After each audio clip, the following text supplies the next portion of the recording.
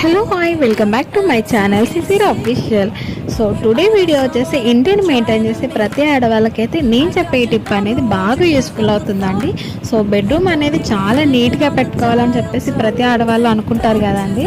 So so main important thing ఏంటంటే bedroom ఎంత నీట్గా ఉన్నా సరే మనం చేసే మిస్టేక్ వల్ల బెడ్రూమ్ అనేది కొంచెం నీట్గా అనేది ఉండదు కదండి. సో ఆ మిస్టేక్ ఏంటంటే బెడ్రూమ్లో ఒక సోఫా అయినా కుర్చీ అయినా సరే అస్సలు పెట్టుకోవద్దండి. ఎందుకంటే దండం పైన ఆరేసిన బట్టలన్నీ సోఫాలోకి వెళ్ళిపోతాయి.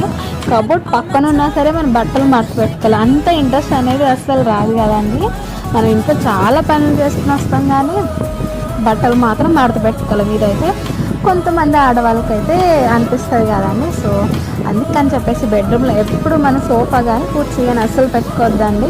అప్పుడే రూమ్ అనేది చాలా నీట్గా ఉంటుంది. సో ఈ డిప్ అనేది మీకు బాగా యూజ్ అవుతుంది అని